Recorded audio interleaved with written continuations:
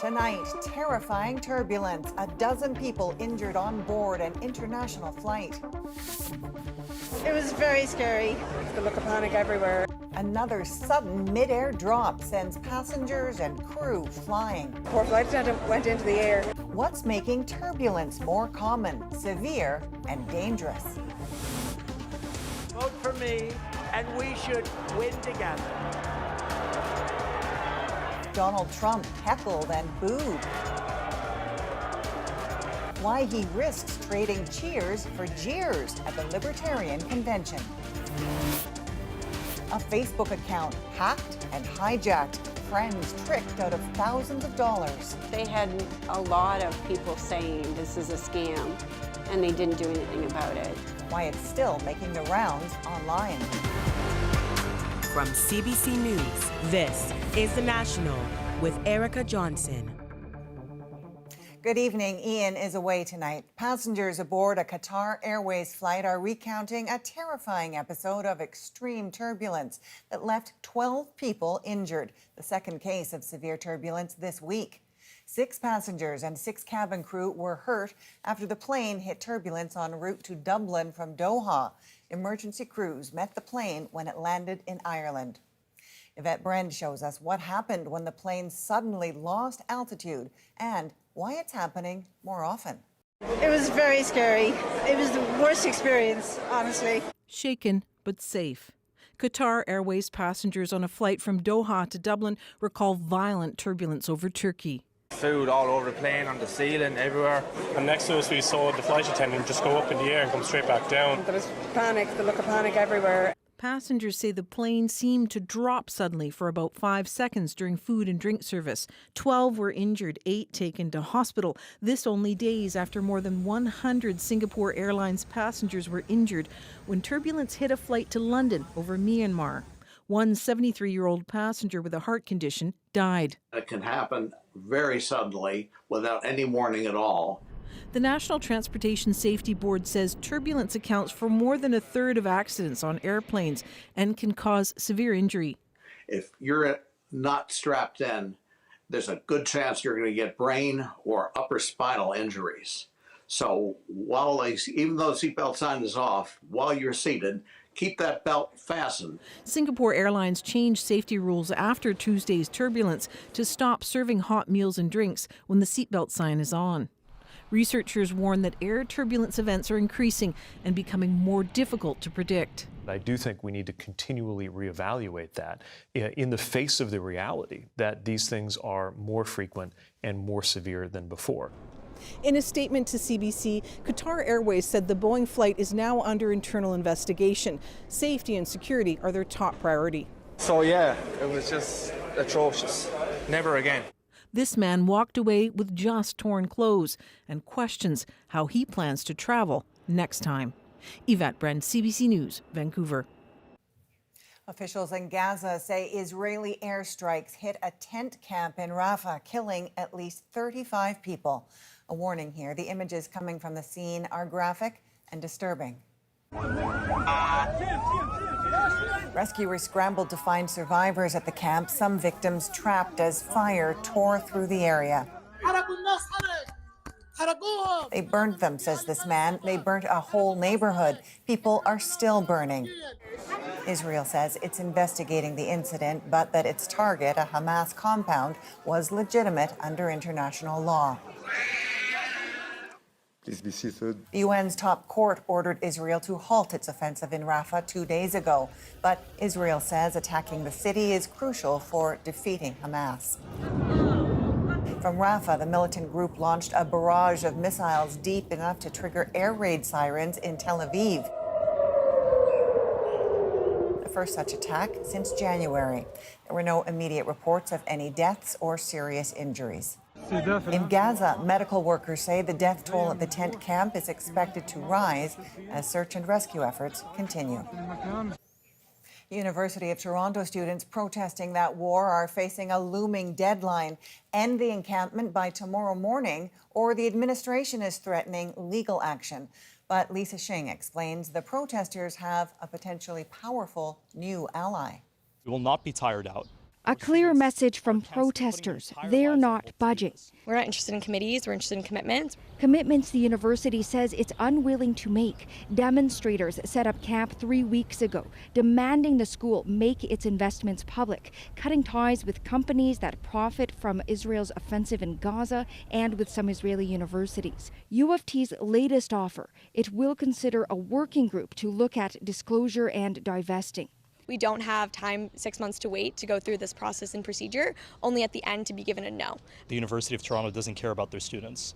So talks continue as the threat of action looms. The university is giving demonstrators until Monday morning to leave. Otherwise, students could be expelled, staff and faculty fired. The university asking the courts to clear the encampment, but protesters may get reinforcements. Now, the Ontario Federation of Labour is putting its weight of 1 million workers behind these students and staff here, saying negotiations must continue in good faith and without the threat of police intervention. In an open letter to the university, the OFL said, "You decide to move against the students, you'll have to go through the workers first." It is a very big deal, and it reflects what the people have been asking for. Our demands are grounded in national and international law. The organization, representing several Jewish student unions in Ontario, says it's past the time for action. This is a very intimidating and harassing environment that universities all across the province have shamefully allowed to continue for far too long. This week, University of Waterloo put its protesters on notice. 2 Quebec universities have gone to court to remove their encampments. And earlier this month, protesters were forcefully dispersed in Alberta, raising the question when and how it could happen here. Lisa Shing, CBC News, Toronto. Police in Toronto are still looking for multiple suspects who shot at a Jewish girls' elementary school on Saturday. They exited the vehicle and opened fire at the school, causing some damage to the front of the school. No one was injured. Police say the motivation isn't clear yet, but the Hate Crimes Unit is helping investigate. The Prime Minister and Ontario's Premier both condemned the shooting as an act of anti-Semitism. As many as 670 people are presumed dead in Papua New Guinea after a huge landslide swept through remote villages, burying people and homes in its path. Rescuers are racing to free people trapped under debris. The disaster was sparked by an earthquake that hit the northern part of the southern Pacific country Friday. At least 15 people were killed as violent storms and tornadoes swept across the southern U.S. this weekend, destroying homes and knocking out power to 500,000 people. Multiple tornadoes touched down in Texas, killing at least 7 people, including 2 young children, and leaving a trail of destruction. When it hit, it was just so loud. It was like something just crashed into us. Powerful storms and twisters also ripped through Arkansas and Oklahoma, taking lives and flattening homes and businesses. Just everything you had worked so hard for all these years is gone. Over 500,000 people across 9 states lost power, as warnings about large hail and more tornadoes continue. Donald Trump got a rough ride on the campaign trail this weekend, appearing at the Libertarian Party convention in Washington. He was loudly heckled and booed as he hit the stage. Alison Northcott now on what fueled the hostility. And I am truly honored to be invited here tonight. He may have been invited, but it was clear Donald Trump wasn't welcome by everyone at the Libertarian National Convention Saturday. Now I think you should nominate me or at least vote for me, and we should win together. As Trump sought support, he faced boos and jeers, but struck back too. You know, only do that if you want to win. If you want to lose, don't do that. Keep getting your 3% every 4 years. The Libertarian Party believes in limited government and more individual freedoms, values Trump has championed, but some libertarians distrust Trump over his COVID vaccine policies and adding to the national debt. He's going to say anything he can to try to get more votes and push more people in his direction. I'm very, very, very happy to be here today. Another presidential hopeful independent candidate, Robert F. Kennedy Jr., spoke at the convention Friday, criticizing Trump and Biden's pandemic policies. As Americans prepare for a Trump-Biden rematch in this fall's presidential election, both candidates have to contend with RFK Jr. and the risk he could dilute their support in key battleground states. This is shaping up to be another extraordinarily close presidential election. This political science professor says Trump's Libertarian convention appearance shows he's looking to win over any support he can, as he and Biden look at the Kennedy campaign with trepidation. For Biden, they're worried that Kennedy will appeal to old school Democrats who have fond memories of Kennedy's father and his brother, President John F. Kennedy. But from the Trump campaign, they're worried that this is somebody who is running on anti-vaccine sentiment, who's running on a host of sort of conspiracy theory ideas that are very appealing to a lot of folks on the right. And Allison, after a busy weekend of campaigning, Donald Trump's legal issues will keep him busy in the days ahead. Yes, and Erica, for weeks, Trump has had to juggle his campaign stops with court appearances at his criminal trial in New York. And he'll be back in court again on Tuesday for closing arguments over whether he falsified business records to cover up payments to conceal an alleged sexual encounter with Stormy Daniels, allegations Trump denies. The judge will then instruct the jury before deliberations can begin. Okay, we'll be watching. Allison Northcott in Washington tonight. A key issue of Donald Trump's NATO countries failing to meet their defense spending promises. Now, a group of U.S. senators is targeting Justin Trudeau directly, urging Canada to honor its alliance commitment. JP Tasker now with their calls to pay up. Prime Minister Justin Trudeau is in the hot seat again over defense spending. In a rare move, a bipartisan group of 23 U.S. senators blasted Canada's commitment to the NATO military alliance. Writing in a letter, "We are concerned and profoundly disappointed Canada won't hit the target of spending 2% of GDP on defense this decade," adding Canada will fail to meet its obligations to the alliance to the detriment of all NATO allies and the free world without immediate and meaningful action. We'd sure like to have our closest neighbor and closest friend, step up a little bit. Canada's latest defense plan suggests spending will reach just 1.76% of GDP by 2029. That's up from the current 1.4%, but still falls short of the target. Frankly, there are very few countries in NATO that are doing less in terms of a percentage of their GDP than Canada, and we'd like to get that number higher. NATO now estimates more members will hit the 2% target this year, 18 of 31. This defense analyst says Canada's reputation is on the line as it falls behind other allies. Do you think this letter is a bit of an embarrassment? Even 4 or 5 years ago, we had lots of company at not meeting our targets. We're increasingly isolated. Trudeau says other people in the U.S. think what Canada has planned is sufficient. Massive investments in Arctic safety and security, recognizing NATO's western and northern flank is Canada's Arctic, are all extremely well received by the Americans. And if a big order for submarines goes through, the country could hit the 2% target sooner. We know we've got work to do. We've acknowledged that from day one, that there's more that we need to do. The U.S. senators want Trudeau to spend more before the NATO summit in July. Defense experts I spoke to say Canada could lose out on NATO funding or leadership roles if it doesn't come through. JP Tasker, CBC News, Ottawa. As the Alberta government seeks feedback over its proposed gender identity policies, CBC News has learned some advocates weren't included. The invite list limited to just 40 groups and individuals. And Sam Sampson tells us to attend, they must agree to keep discussions confidential.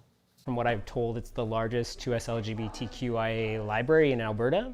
This space is designed to help young 2S LGBTQ+ people feel safe in Edmonton. But staff here worry new policies from Alberta's government could jeopardize that. Policies they haven't been asked to weigh in on. We have not received any consultation from the beginning. The ones who will be most impacted are those ones that are not from affirming safe spaces. And that is a lifelong sentence of pain and suffering. The province says it is looking for feedback on proposed changes to gender policies, including banning hormone therapy for children under 16 and barring transgender women athletes from competing in women's leagues. CBC News has learned Alberta's government sent 40 invites to physicians working in gender-affirming care, bioethicists, and members of the trans community. But to attend, you have to sign a non-disclosure agreement. NDAs are tools governments have used in the past for other topics, like budget discussions. In this case, the province says the indefinite NDAs ensure confidentiality. But some people outright refused the invite, calling on Premier Danielle Smith for more transparency. If she really wants to hear what we have to say, she can schedule a public hearing where those of us who are part of the medical community can be on record. Many of my patients said that their mental health has worsened as a direct result of these policy proposals. This comes as more than a dozen 2S LGBTQ+ groups in Alberta banned the governing United Conservative Party from attending Pride events. Those policies are directly infringing on what Pride is about, which is celebrating your uniqueness, your identity, the integrity of you as a person, as part of the LGBTQ community. The UCP declined an interview about the Pride event ban, instead stating the party supports and celebrates all Albertans. Sam Sampson, CBC News, Edmonton. The family of professional golfer Grayson Murray confirmed today he died by suicide. Murray was playing in the Charles Schwab Challenge in Texas this week. He withdrew from the tournament during the second round Friday, citing an illness. Murray was a two-time PGA champion and spoke about his challenges with addiction and mental health in the past. In a statement today, his parents said, "Please honor Grayson by being kind to one another. If that becomes his legacy, we could ask for nothing else." Murray was 30 years old. There are calls for Facebook to do more to crack down on scammers. They had a lot of people saying this is a scam, and they didn't do anything about it. How fraudsters hijacked one woman's account to steal thousands of dollars from her friends. Next. Could Quebec put an age limit on social media? Social media have impact on mental health for many kids. And Nicki Minaj apologizes to fans after she was arrested this weekend. He asked me, do I have any more in those purses? And I said no. We're back in 2.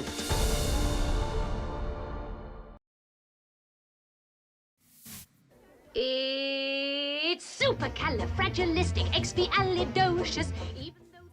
Oscar-winning composer Richard M. Sherman has died. A generation of families will be familiar with his work. Alongside his late brother Robert, he wrote songs and music for classic films like Mary Poppins, The Jungle Book, and Chitty Chitty Bang Bang. Sherman was 95. A New Brunswick woman is going public after her Facebook account was hacked and then hijacked. Scammers targeting her friends while the social media giant did nothing to stop it. As Rosa Marcatelli discovered, the scam is still making the rounds online. We've stayed in touch through Facebook and Messenger, right, over the years. These former neighbors were reunited after being sucked into a Facebook scam that's designed to play on the goodwill of friends. Here's what happened. A fraudster hacked Lisa Lowry's account. Pretending to be her, they posted an ad claiming she was selling her dad's things after he moved into long-term care. Several friends sent e-transfer deposits, losing thousands of dollars, including Carol Stevens. I thought it was my friend Lisa, and she's the most honest, trustworthy person I know. Lisa and her friends repeatedly reported the crime in progress to Facebook, but the company did nothing to stop it. They had a lot of people saying this is a scam, and they didn't do anything about it. Last year, Canadians lost a reported $174 million in social media scams, according to the Canadian Anti-Fraud Centre. And there's more. Go Public found page after page of the same scam running rampant on Facebook. Same words, same photos. So we asked Meta, the company behind Facebook, why it's failing to remove a scam it already knows about. It didn't respond. As a result, what starts as a small issue is exacerbated into a massive identity theft or identity fraud. Meta made about $185 billion in revenue last year. The cybercrime expert says it's time it invests more into protecting users. The organizations need to respond to people's actual needs. Posing as a customer, Go Public contacted several of the scammers. He wants $300 up front, okay? When we called one of them out and asked if Facebook had ever shut them down, they didn't seem worried. Meta says over 15,000 reviewers across the globe review potential violations on Facebook and Instagram and receive in-depth training. The two women say they've lost trust in social media, but they're grateful to have someone they can trust back in their lives. We will not go so long before our next visit together. Yeah. Rosa Marcatelli, CBC News, Calgary. Our Go Public stories come from you. If you have a tip you'd like investigated, send an email to gopublic@cbc.ca. The remains of an unknown Newfoundland soldier have finally returned home more than 100 years after the First World War.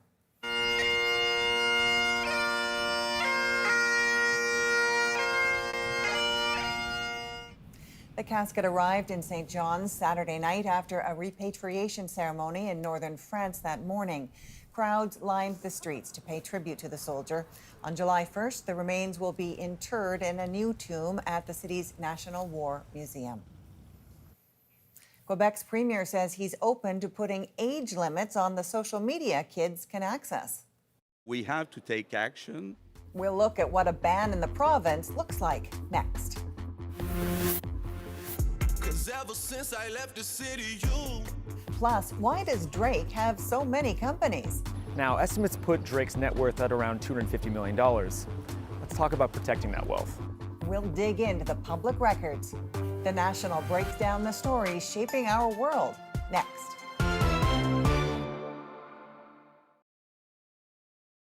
The police officer told me we have to offload all the luggage. In a video posted to the singer's Instagram, an airport employee informs Minaj her luggage will be taken and searched. Minaj was detained hours before she was supposed to perform in Manchester. That concert was called off last minute. She later apologized to fans outside her hotel. Quebec's premier is suggesting the province could move to ban social media for kids under the age of 16. Kwabina Oduro shows us there's broad agreement on the harms of social media, but not everyone is on board with a ban. C'est un vrai problème de santé publique. Speaking at his party convention, Quebec Premier François Legault now says he's open to a ban on social media for those under 16, calling social media platforms virtual pushers. 16-year-old Chelsea Nunu agrees that there has to be limits. I don't think it'd be too much of an issue for that banning to happen. I think that there are a lot of mental health issues that are caused due part to social media. Experts say social media is linked to the rise in negative body image, depression, and anxiety in young people. It's really that social media ban before the age of 16, before they're ready for the intimidation, before they're actually prepared to handle the vulnerability that we know social media offers. France and Florida have banned anyone under the age of 14 from setting up social media accounts. But when it comes to a similar ban here, parents worry that children might find a way to bypass those age requirements. It's not going to change anything. You can't enforce it. And it could also be viewed as stifling free speech in a way. However, there's ways that we can teach people how to responsibly use it. Still, some experts say a universal ban sends an important message. By more people banding together and enforcing similar, rules and similar, and also obviously coming from the government, I think it would have a significant impact. Legault says he wants to start a new committee to study the social media impacts on the health and the development of young people. No deadline has been set yet for the study. Kwabina Oduro, CBC News, Montreal. Now we dig deeper into the stories shaping our world. On a special night for women's hockey, Canada's Sarah Nurse gets personal about the PWHL and its exciting opportunities. Little girls being I can't believe that I have a league to play in one day. But first, how Drake puts his millions of dollars to work. Let's talk about protecting that wealth. When you have that kind of net worth, you kind of have a bullseye or a target on you. Whether it's a hit series or a line of clothing, there's a line of defense to safeguard his fortune. Drake's escalating feud with Kendrick Lamar got his critics raising questions about the companies owned by the Toronto rapper. So while the two stars traded personal insults in badmouth rap songs known as diss tracks, our Ben McCoo did some digging. Drake has already put out 2 diss tracks. Pip squeak, pipe down, you ain't in no big threes. Kendrick Lamar finally dropped his diss track against Drake. I hate the way that you walk, the way that you talk. As Drake's beef with Kendrick Lamar started ramping up, some people started digging into the Toronto rapper's companies. And it turns out, he's got a lot of them. Tweets that got hundreds of thousands of views pointed out Drake owns at least 20 companies. But what does that mean, and does it actually point to anything unusual? I looked closer into this and got access to some of the records that this all stems from. The US documents show he actually has or had at least 52 incorporated entities, listing Aubrey D. Graham, his legal name, in senior positions like director, manager, and CEO. In the US, the second that you say, oh, let's start this business, the first thing you would do is create an LLC. It protects you from liability. Let's break this down. Hey, I'm Rue. I'm an addict. There are 9 companies using the name Dream Crew, Drake's well-known media company making HBO's Euphoria, and 18 that feature his initials. Another 4 shows, Away From Home, a reference to a song, and 2 that reference owls, Drake's trademark symbol for his company October's Very Own, known as OVO. Owl Creative Holdings, and a company with the name Strix, which in mythology is an owl that eats humans. One is even called Silence Policy. So you want to keep every single one of those businesses, in effect, well, segregated in the sense that any risks related to that project and getting sued or having a, going broke or anything to do with that particular project are isolated to that particular project and the assets of that particular entity, and it doesn't sort of bring the rest of your entire business empire down. Now, estimates put Drake's net worth at around $250 million. Let's talk about protecting that wealth. It's very common for people with very high net wealth to have an inordinate amount of LLCs at times. Donald Trump has quite a few of them. That is a form of asset protection. When you have that kind of net worth, you kind of have a bullseye or a target on you for what can be frivolous lawsuits at times, right? Step that way, then step this way, step that way. Another thing, after Kendrick used Drake's Toronto home for the cover of his diss track, Not Like Us, Drake's properties came into the spotlight. Got a condo up on Biscayne. In his 2011 track, The Motto, Drake raps that he got a condo up on Biscayne in Miami. And the Miami property cost him $1.9 million US in 2011 before flipping it as one unit for $2.4 million to an NBA player in 2012.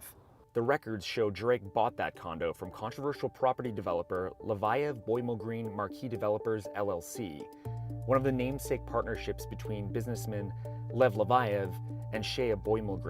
So we don't know how much Drake really knew about the developers.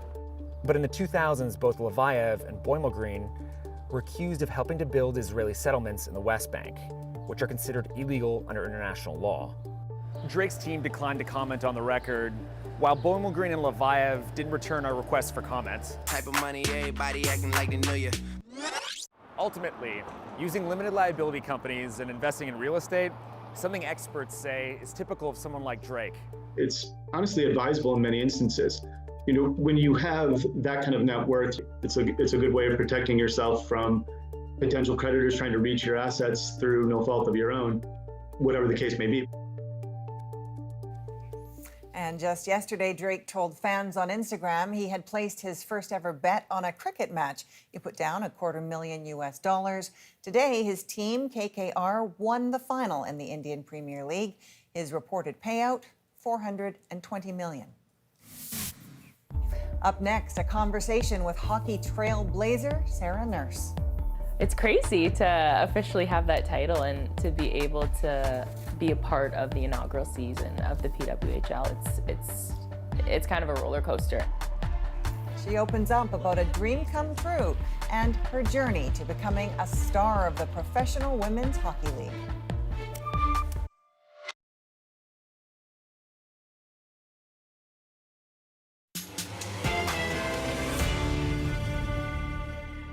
As teams vie for top spot in the Professional Women's Hockey League, we throw the spotlight on Canada's Sarah Nurse. A wicked top shelf goal, the first of her Olympic career. How she made her mark. The lack of opportunities was glaring. In a sport that didn't value women as much as men. So here's another look at Ian's interview with trailblazing athlete Sarah Nurse.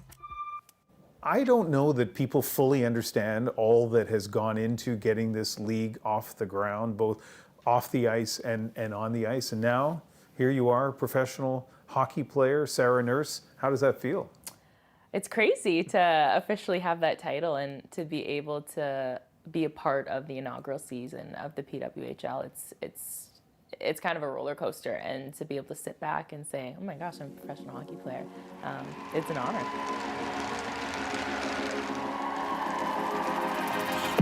Look at the faces, look at the support, look at all of it that you have fought and battled for on the shoulders of the past generation to the present, and all the young ones out there. They are looking at their future opportunity. Such an unbelievable moment. I've got chills.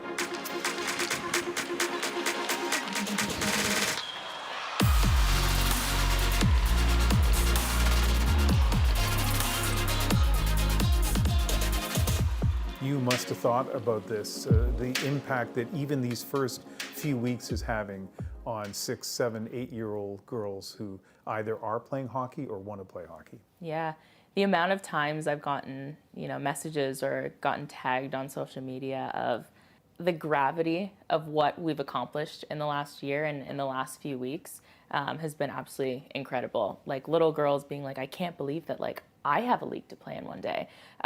Women who are in their 40s or 50s or 60s being like, I cannot believe you guys did this. I've always wanted to play hockey. That's all I wanted to do, but there were no opportunities for me. So it's been this full circle moment of young girls, older women, and also men and boys as well, who are really understanding. Like I get stopped at our practice facility all the time by boys, wanting to talk to me about hockey and talking about how cool it is that we have a professional league. Yeah. Speaking of full circle, let's go back to the 6, 7, 8-year-old Sarah Nurse in Hamilton. Not that far away geographically, but it seems so far away in terms of your hockey journey. How did you choose hockey? How did you get involved? I started skating when I was about 3 years old, and my dad, he always wanted to play hockey, but was never able to. He was a huge hockey fan, huge Toronto Maple Leafs fan. And so as soon as he could get me on the ice, he put me on skates. I had those little double blades, and we went out and skated at a local pond together. And I was very natural at it. I took to it very easily, and I loved it. And so the natural progression from there was figure skating or hockey. And my dad took that as an opportunity to put me in hockey. And that's where I fell in love with the game. I loved playing the game so much. I definitely played other sports growing up, but I quickly learned throughout my early teens that my skill set and what I was best at was hockey. Yeah, and it's pretty clear as we visited your parents' place in Hamilton that he and your mom are incredibly proud of you. They've built basically a little museum, a little Sarah Nurse museum in Hamilton. So this is the shrine to our kids where we keep all of their memorabilia, all the stuff they did. This is Sarah's shelf. We have, her first 50-goal puck. There was her first international goal when she was playing U18 against Germany. Now this Barbie doll here is her Barbie doll that is made to look like her in her image. And this is the stick of the first Olympic goal. A wicked top shelf goal, the first of her Olympic career for Sarah Nurse of Canada. 4 years later, you made the Canadian Olympic team, won a gold medal, and didn't just win a gold medal, but you set the record for the women's Olympic hockey tournament, most assists, most points. So one line should be Sarah Nurse, member of what may be one of the greatest Canadian women's Olympic teams, right, Yeah. from that year. Yeah. Another line that's come out of that is Sarah Nurse, the first Black women's hockey player to win a gold medal at the Olympics. So first of all, in terms of terminology, I've seen you use both the word Black and biracial to describe yourself. Which do you prefer? I usually refer to myself as a biracial Black woman. Okay. So a little bit of a combination of it too. Just, I think it's important for me. There's so many levels of, Blackness. And for me, understanding that I have an inherent privilege just being a lighter skinned woman. And so I think it's very important for me to understand and exemplify that I may not necessarily go through some of the things that some of my darker sisters would. Has race been an obstacle for you in your career? I think for myself, growing up, we were always the only black family in the arena. And so, like, I always joke around saying, like, I always knew where my dad was because I would just have to look out and he was the only black man in all the white faces. Yeah. So definitely that was a little polarizing as a child. And then growing up with women's hockey, I remember somebody asking me a few years back if there was racism in women's hockey. And I was like, I mean, I'm not really sure. But then I took a look around and I was like, well, there are no other black people. There are no Asian people. There are no indigenous people. The first time I ever played with somebody who wasn't white was on the 2018 Olympic team. And that was with my teammate, Bridget Lacquette. Mm-hmm. And so it was crazy because I was like, there's no diversity in the sport at all. And so to be able to see players like, you know, Sophie Jakes and Soraya Tinker and Layla Edwards coming up and being, you know, a black woman playing on their respective national teams and in professional hockey is going to help change the game and going to help make the game more inviting and open and welcoming to everybody. You may not have seen a lot of other faces that looked like yours when you were really young playing hockey, but you certainly saw a lot of elite athletes just in your family, right? I mean, your aunt, who is a basketball star at Syracuse, your cousins, Kia, a basketball star, professional player, Darnell, professional hockey player. So it sounds like a fantastic environment to achieve success. What about being a girl growing up in Hamilton playing hockey? Did you feel there were any obstacles there? I think from a very young age, because Darnell and I are the exact same age, we played the same sport, and our paths always ran parallel to each other. And I always noticed how him and his career was spoken about versus mine. So we were both elite. We were both at the top of our age groups, our teams, our province, our country. And I remember whenever he was spoken about, it was like, well, he's going to make a living playing this. This is going to be his full-time career. He can 100% focus his time on this. Whereas me, it wasn't spoken about like that. It was spoken about, oh, you need to get an education because when you're done doing the little thing that you're doing, you're going to need something else to do. Mm-hmm. And so my career and me playing my sport wasn't taken as seriously as his was. But that was because there was no professional hockey for women. Mm-hmm. And the lack of opportunities was glaring to the people who I looked up to, the people around me, and they wanted to make sure that I had my things in order so that I could be as successful as possible outside of hockey. Now, there was professional women's hockey before the current league, but it sounds like it wasn't that professional.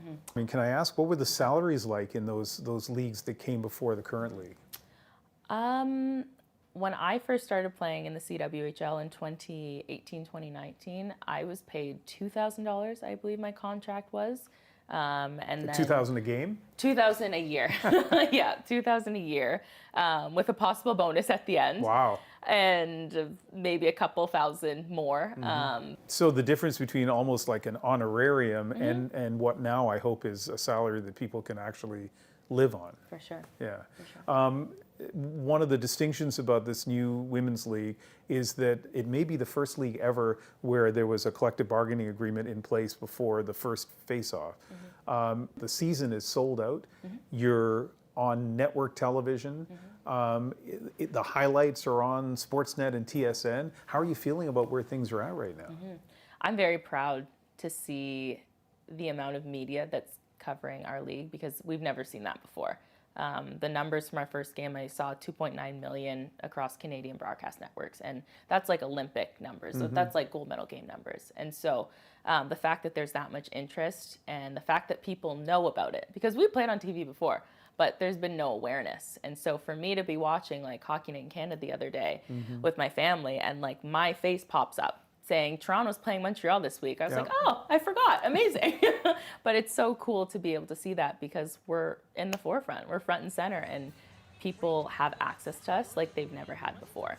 And some of the athletes are front and center, and as you are definitely one of them. And one of the interesting things about kind of the public persona you have is that on the one hand, you play this sport that's rough and tumble and aggressive, and there's body checking in this league.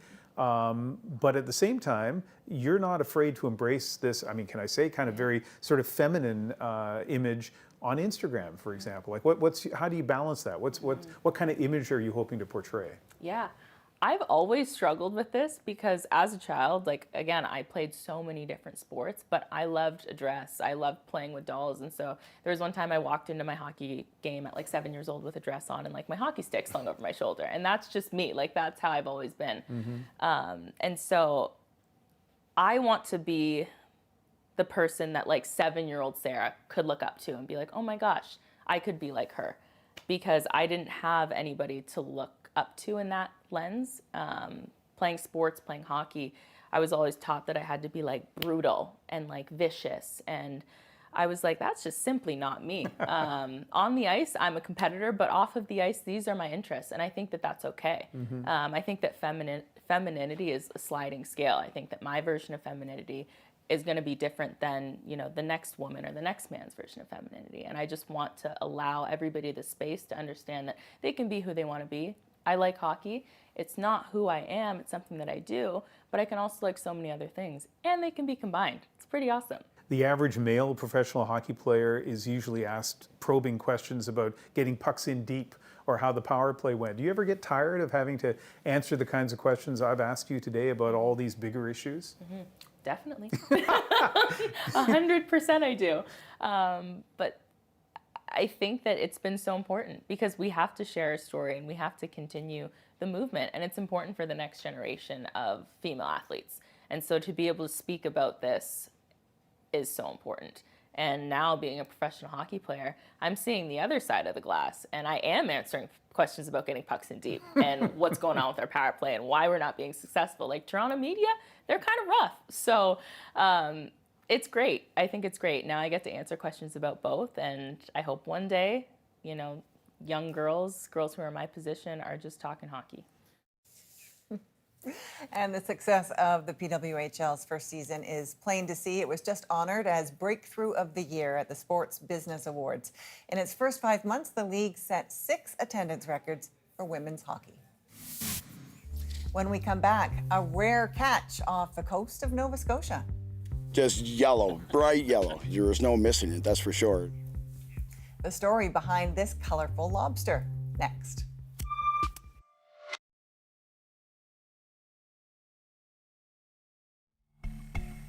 They are calling it a 1 in 30 million catch, a yellow lobster caught by fishers just off the coast of Pictou Island in Nova Scotia.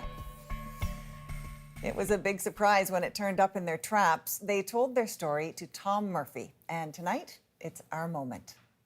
Just a bright yellow lobster, and something I'd never seen before. We're just on the west end of Pictou Island, just regular, just hauling our trawls, and of course the captain kind of just stopped and said, "Holy moly, you know, look down this trap here." And so it was all operations kind of came to a standstill, and this it stood out from the rest. Just yellow, bright yellow. Yeah, no, it was. I mean, there was no missing it, that's for sure. You know, it was almost like it just fell in a can of yellow paint, more or less. So. First thing was first, of course, everybody had their cell phones out, and you know, a half dozen pictures or more were taken, and yeah, just sat there and admired it, I guess, for the next few minutes, and then carried on, of course. So how rare do you think it is? According to Google and I guess a little site that I've seen from Maine, they say about 130, 145 million. Wow, and that mutation apparently due to a protein that normally binds with the shell's pigments. But a 1 in 30 million chance of discovering that lobster. I wonder if he went out and bought a lottery ticket later that day. From all of us here at The National, thank you for being with us. You can watch anywhere, anytime on the free CBC News app and subscribe to The National's YouTube channel. I'm Erica Johnson. Take care.